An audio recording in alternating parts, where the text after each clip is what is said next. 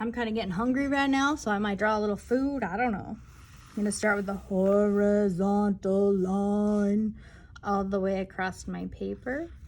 Number it 1, number it 2. So that I know I'm practicing up here, and then I'm going to use my skills at the bottom.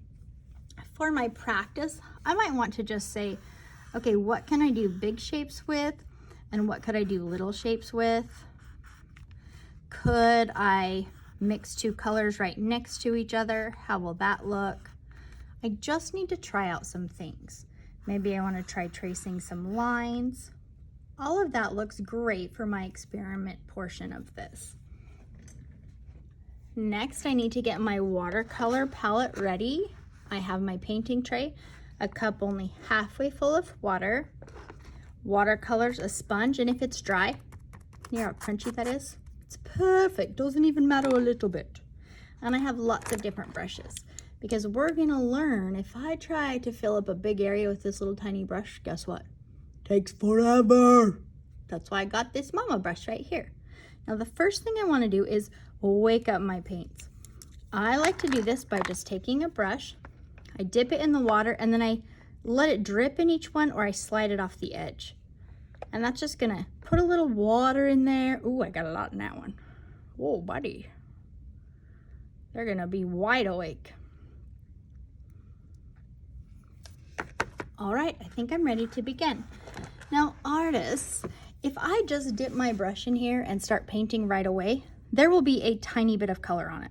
Well, you know what? Let me just show you. This one seems kind of big, but I'm going to try it anyways.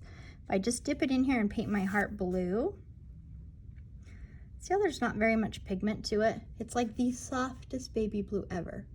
And it's really watery, so I think maybe my brush is too big. I'm going to swish, swish, swish, nay, nay, so it's ready for me to use next time. And I'm going to switch to a smaller brush. Swish that one off so I make sure it's all clean. Swish and nay, nay. And since I want more pigment in this water, I'm going to just simply swirl my brush inside. Because even though it looks like there's not very much, all the way around the edges, there's tons, I promise. I like to go around like 10 times about. Now check this out, guys. I kind of wipe it on the lip as I go. Oh yeah, much darker. What if I want it even darker? Is that okay? Yeah, just swirl it a little more. Oh, nice. Look at that now. Whoa. Now, it is pretty hard to paint a curve with this flat brush, isn't it? You see me almost running out the lines right there? So I'm going to swish a nay this brush. And I'm going to get one of these green ones that's a little pointy. See if that helps me. Some of my blue watercolor. You'll notice I'm holding this the same way I hold a pencil.